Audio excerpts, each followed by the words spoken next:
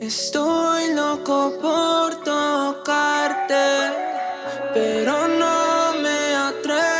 Guys, welcome back to my channel. तो कढ़ाई के साथ आज आपका वेलकम हो रहा है। कढ़ाई में चला गया है थोड़ा सा तेल। वैसे मैं बना रही हूँ लंच, और लंच ना बहुत ही समर वाला होने वाला है, क्योंकि समर्स में ना इसी तरह का खाना अच्छा लगता है खाने में। वो ग्रेवी और बहुत मसालेदार खाना बिल्कुल खाने का मन नहीं होता, राइट। तो यहाँ पर तेल गर्म होते ही लहसुन मिर्ची जो मैंने कूट लिया था वो यहाँ पर पड़ गया है, उसी के साथ प्याज। इन सारी चीजों को ना अच्छे से मैं भून लूंगी, क्योंकि आज लंच में बन रही है लाल भाजी, या फिर आप इसे जो भी बोलते हैं। वैसे ये ना मेरी फेवरेट सब्जी है, मेरे से ज्यादा राज को ये पसंद आती है। और जब भी मैं नीचे जाती हूँ और सब्जी लेते समय मुझे ये सब्जी दिख गई तो डेफिनेटली मैं इसे खरीदती हूँ। ये बहुत आसानी से पक जाती है, इसकी रेसिपी भी बहुत सिंपल है, खाने में भी बहुत अच्छी लगती है। मीनवाइल यहाँ पर आज कढ़ी बन रही है, क्योंकि अनिका बहुत ज्यादा ये लाल भाजी वगैरह पसंद नहीं करती, तो उसके लिए कढ़ी भी रहती है ना, तो फिर वो कढ़ी खा लेती है। तो हमारे घर में हफ्ते में 2 बार तो देखिए कढ़ी बन जाती है, और बाकी बचे हुए दिन हमारे घर में दाल बन जाती है। दाल भी अलग अलग बनती है।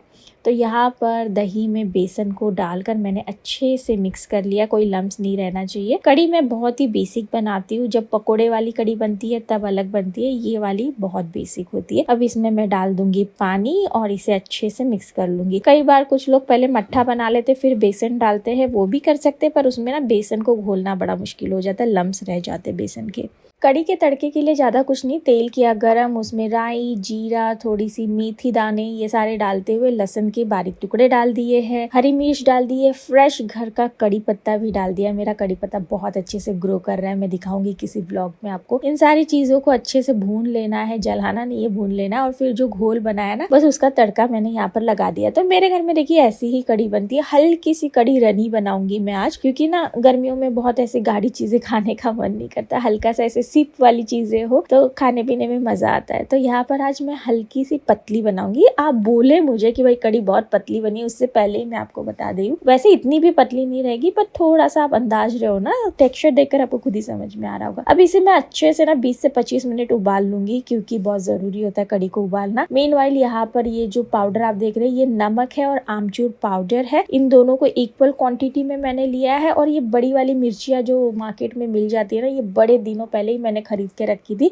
इसलिए ना थोड़ी सी सूखी सूखी सी भी दिख रही होंगी, फ्रेश थोड़ी कम लग रही होगी। तो इसको रोज सोच रही थी बनाऊंगी बनाऊंगी, पर रह ही जा रही थी। तो इसके बीच में जो कट मैंने किया है, बस उसमें ये जो नमक और आमचूर पाउडर है उसे डाल रही हूँ। इसमें थोड़ा सा काली मिर्च पाउडर भी डाल सकते हैं अगर आपको चाहिए, वरना नमक और आमचूर पाउडर का भी ना बहुत सही इसमें स्वाद आता है, बिलीव मी। और ये मिर्ची अब बिल्कुल तीखी नहीं थी, तो अनिका ने तो इन्हें चटकारे मार कर इंजॉय किया है लिटरली। सो बच्चों को भी बड़ी अच्छी लगती है ये मिर्च।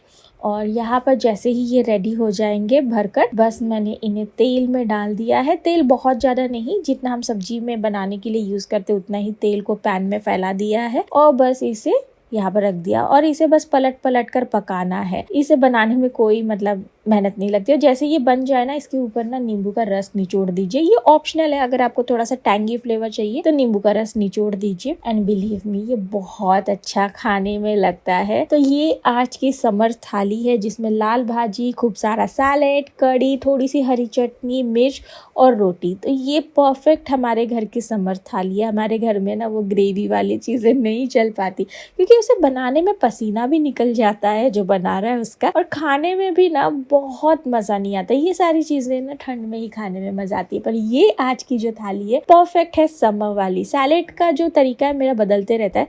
जिस दिन हम लोग कड़ी नहीं बनाते उस दिन दाल होती है, और दाल के साथ दही पक्का लेते हैं, क्योंकि गर्मियों में यार दही के इम्पोर्टेंस ही बढ़ जाते हैं। तो बस मैं निकल रही हूँ हमारे हाउस इंजीनियर को मिलने के लिए, क्योंकि जो भी चेंजेस आए हैं वो चेंजेस करवाने के लिए हाउस इंजीनियर की बहुत ज़रूरत है, जो इस समय वहाँ का सारा काम देख रहे हैं। तो उनसे मिलना पड़ेगा, उनसे पूछना पड़ेगा कि ये सारी चीज़ें कैसे होंगी, क्या होंगी।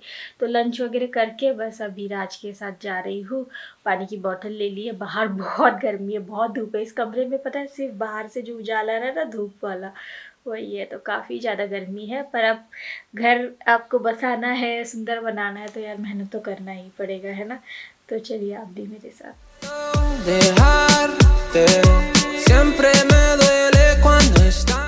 हाउस धूप बहुत बढ़िया वाली धूप है। अचार पापड़ सब बनाने के लिए बालकनी एकदम सक्षम है ना। वैसे बारिश का पानी भी आएगा, उसके लिए कुछ ना कुछ जुगाड़ तो करना ही पड़ेगा, है ना। चलो आगे है इंजीनियर साहब, उनसे डिस्कस कर लिया जाए। 5 फीट ले लीजिए सर, 5 फीट उसका 60। Nadie más con que prefiera bailar, aguanta y bailar. Cuando agarro tu cuerpo nunca lo suelto, encima de mi baby siempre te siento, siempre te. मैं आपको इस घर का सीक्रेट बताऊँ, एक्चुअली हमें ये 2 घर खरीदने थे आजू बाजू, जिससे हम 2 घरों को मिलाकर एक बड़ा सा कर ले। अनफॉर्चुनेटली हमें मिला ही नहीं। फिर हमने डिसाइड किया कि कोई नहीं, जितना मिला उतना ही ले लेते, कुछ साल एंजॉय कर लेते हैं, कुछ सालों का तो फ़र्क पड़ेगा। बाकी की बातें घर पर ही होंगी। अभी इतने कान रुक गए हैं कंस्ट्रक्शन की हवा से, तो यहाँ जेसीबी होने जा रहा है, ये तो होना ही है। बहुत जोरों शोरों से काम चल रहा है इस बिल्डिंग का। अब लग रहा है कि बहुत जल्द आ जाएंगे हम लोग रहने, मतलब बहुत जल्द भी तो 2 महीने का ही नहीं गए। घर तो आ गए हैं, बाहर बहुत गर्मी है। थोड़ी देर बाद थोड़ा सा मैं पानी भी नहीं पीऊँगी, एकदम आकर पीना भी नहीं चाहिए। तो सबसे पहले खाना चढ़ा देती हूँ। सब्जी तो विमला ने काट दी है, परवल आलू बना रही हूँ फ्राई वाली।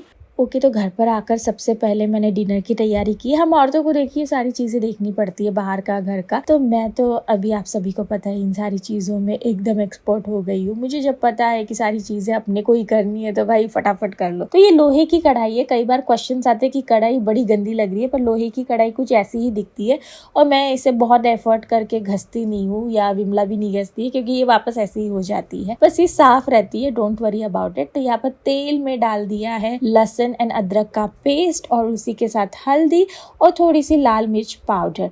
ये सारी चीज़ों के साथ यहाँ पर मैंने आलू डाल दिया है, परवल डाल दिया, और मैं तब तक इसे हाई फ्लेम पे भूनने वाली हूँ जब तक ये ऐसे एकदम क्रंची सी बन ना जाए। बस इसी तरह से ये सब्जी बन जाती है। और सब्जी बनते ही विमला निकल गई है अपने घर के लिए। ये जो बक्से आपको दिख रहे हैं, ये बक्से भी 1 तारीख तक निकल जाएंगे हमारे घर से, और ये वेयर हाउस में पहुंच जाएंगे। तो वेयर हाउस ऑलमोस्ट मिल ही गया है, बस वहाँ पर कुछ चीज़ों की अभी सेटिंग वगैरह हो रही है, तो वो होते ये बक्से चले जाएंगे। और जैसे विमला गई, अनिका भी अपने आर्ट एंड क्राफ्ट क्लास से आ गई है। उसके समर वेकेशंस चल रहे हैं, तो आर्ट एंड क्राफ्ट क्लास वो हमारे सोसाइटी में ही एक लेडी है, उनके घर पर जाकर सीखती है, जो उसे बहुत अच्छा लगता है। एंड वो यही बोल रही थी कि मम्मी स्विमिंग पूल कब जाएंगे, क्योंकि इस बार अभी तक हम लोग गए नहीं। तो मैं वही बोल रही थी 1 मई से जाएंगे बेटा। Good morning guys. तो सुबह ब्रेकफास्ट में देखिए यहाँ पर सैंडविच बन रहा है। लास्ट नाइट कुछ ऐसा दिखाने जैसा था नहीं मेरे पास, इसलिए मैंने कुछ ऐसा व्लॉग किया नहीं। वॉक वगैरह करने गई थी राज के साथ, एंड अच्छा खासा वॉक करके आई, खाए पिए सो गए, दैट्स इट। तो ये सैंडविच में आप सोच रहे होंगे कि क्या क्या डाला है, तो प्याज, गाजर और उबली हुई कॉर्न, ये सारी चीज़ों के ऊपर थोड़ा सा मेयोनीज एंड मिक्स किया अच्छे से, ब्रेड के ऊपर लगाया, ब्रेड को किया grill, and it's ready to serve. बहुत आसानी से ये सैंडविच बन जाता है, खाने में भी टेस्टी लगता है। एंड बेस्ट पार्ट, इसमें कोई भी सॉल्ट नहीं है या ऑयल नहीं है, तो सुबह सुबह काफ़ी हेल्दी ब्रेकफास्ट हो जाता है। Good morning guys. तो बस सैंडविचेस रेडी है, और मुझे सैंडविचेस बहुत पसंद आते हैं। मेरा बस चले तो मैं रोज़ खा सकती हूँ। पर एक ही सैंडविच नहीं, एक ही नहीं, अलग अलग। पर आप लोग पापा और तुमको तो पसंद नहीं आता ना, कभी कभार पसंद आता है। ये लोग सैंडविच लवर नहीं है, मैं सैंडविच लवर। सैंडविच लवर हूँ, पर केवल गाजर, कॉर्न, मैं हेल्दी चीज़ें डालती हूँ। कॉर्न। तुम अपना पराठा खाओ। अनिका को पराठा दिया, वो बेचारी खा ही नहीं रही है, ना ये खा रहे ना खा रहे, बड़े नखरे हैं। ऐसे दिन जा रहे हैं अनिका के समर वेकेशन के। बताओ समर वेकेशन में मज़ा आ रही है कितनी? बात करते हैं कंट्रोवर्सी की। मेरे चैनल पर थोड़ी बहुत कंट्रोवर्सी इस समय चल रही है, और उस चीज़ को मैं पनपने नहीं देना चाहती हूँ। मैं रोज़ रोज़ इस तरह की वीडियो तो नहीं बनाती हूँ, पर जब भी एक बार बनाती हूँ तो फिर जो जवाब मुझे देना है वो एक ही बार में देती हूँ, क्योंकि मेरे पास भी इतना समय नहीं है कि मैं हर किसी को जवाब देती फिरूँ। तो मैंने सोचा कि एक बार ये बना दूँ। तो फर्स्ट ऑफ ऑल एक कमेंट मेरे बर्थडे व्लॉग में बहुत ज़्यादा था कि आपने इसको नहीं बुलाया, उसको नहीं बुलाया, ये नहीं आया, वो नहीं आया। तो फर्स्ट इनविटेशन सबको गया है।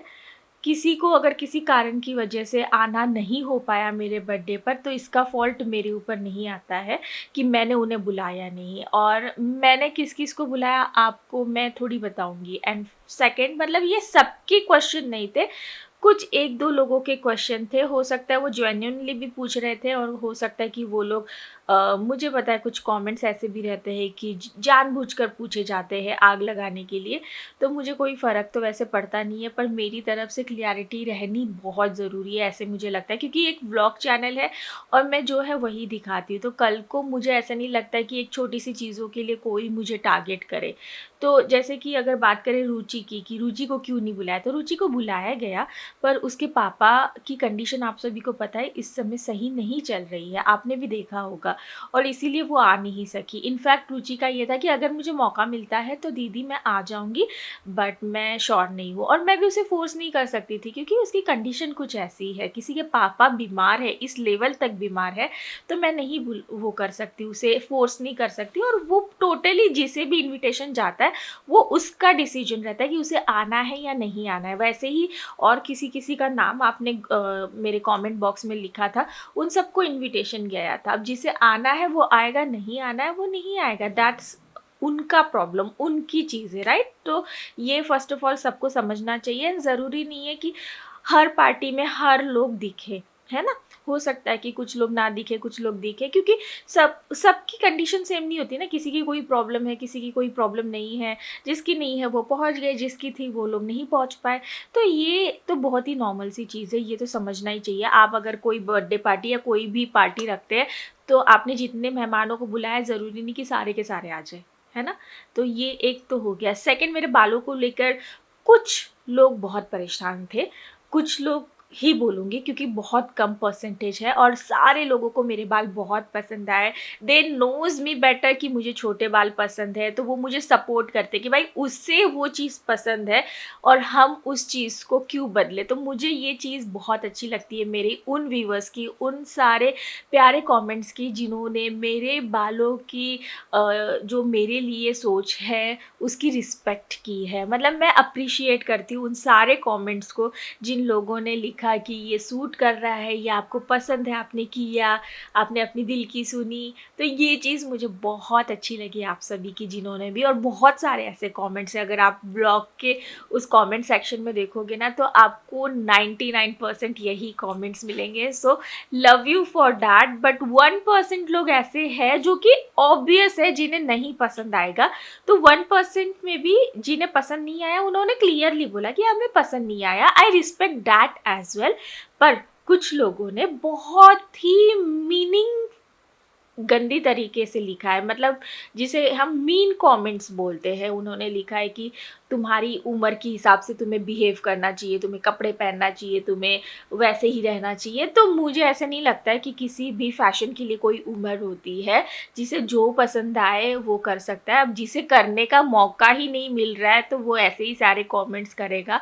एंड और एक चीज़, फिर बहुत सारे कमेंट्स वो रहते हैं कि यार आपके बाल अभी अच्छे नहीं लग रहे। राइट नाउ आप देख सकते हो मेरे बाल अच्छे नहीं लग रहे। रीज़न, ये एक रियल व्लॉग है। मैं सोकर उठी हूँ, मैंने घर के काम थोड़े बहुत किए हैं और मैंने सुबह सुबह बैठकर अपने बालों को सेट नहीं किया है। तो यस, ये आपको थोड़े से बिखरे हुए लगेंगे, बट जब मैं एकदम से प्रॉपरली रेडी रहती हूँ तो मेरे बाल भी सेट रहते हैं। तो जब आप रियल व्लॉग्स देख रहे हो ना तो आपको रियल चीज़ें ही दिखेंगी। आपको मैं स्पेक्स में दिख रही हूँ, विदाउट एनी मेकअप दिख रही हूँ, घर के कपड़ों में दिख रही हूँ।